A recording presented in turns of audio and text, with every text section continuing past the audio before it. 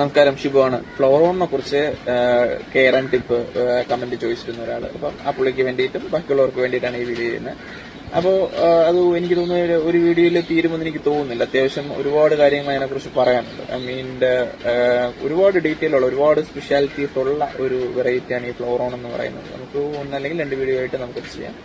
Flowerhorn actually അങ്ങനെ ഒരു variety natural ആയിട്ടുള്ളതല്ല, അതൊരു മാൻ മെയ്ഡ് ആയിട്ടുള്ള ഒരു ഹൈബ്രിഡ് ആയിട്ടുള്ള ഒരു വെറൈറ്റിയാണ് ഫ്ലവറോൺ എന്ന് പറയുന്നത്. അത് ഹൈബ്രിഡ് വെറൈറ്റി മീൻസ് സങ്കരയിനം എന്നൊക്കെ പറയത്തക്ക രീതിയിലുള്ള നാച്ചുറലി അങ്ങനെ ഒരു സാധനം ഇല്ല. അതിനെ ക്രോസ് ബ്രീഡ് ചെയ്ത്, അതായത് റെഡ് ജുവൽ ചിക്ലിഡ് അല്ലെങ്കിൽ റെഡ് പാരറ്റ് അങ്ങനെ പറയുന്ന ചിക്ലിഡ് ഫാമിലിയിലാണ് ഇത് വരുന്നത്. അപ്പം ആ സ്ട്രെയിനുകളെ ക്രോസ് ബ്രീഡ് ചെയ്ത് 90, 94, 95 ആ ഒരു കാലഘട്ടത്താണ് ഇതിന്റെ ഒരു ബ്രീഡിങ്. തായ്ലാന്റിലും മലേഷ്യ അവിടെ നിന്നൊക്കെയാണ് ഇതിന്റെ ഒരു പ്രൊഡക്ഷൻ ഒക്കെ സ്റ്റാർട്ട് ചെയ്യുന്നത്.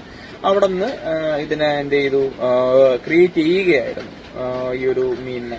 പിന്നെ അത് പല രാജ്യങ്ങളിലോട്ടും ഇറക്കുമതി ചെയ്യുകയും അല്ലെങ്കിൽ അലങ്കാര മത്സ്യകൃഷിയിൽ അലങ്കാര മത്സ്യ മേഖലയിൽ ഈ മീന് ഒരു 2000 ആയപ്പോൾ എല്ലായിടത്തും എല്ലാ രാജ്യങ്ങളിലും ആവുകയും വളരെയധികം പോപ്പുലാരിറ്റി കിട്ടി. കാരണം അതൊരു നല്ല ആക്റ്റീവ് ആയിട്ടുള്ള ഒരു മീന്, ഹൈബ്രിഡ് വെറൈറ്റി ആയതുകൊണ്ട്.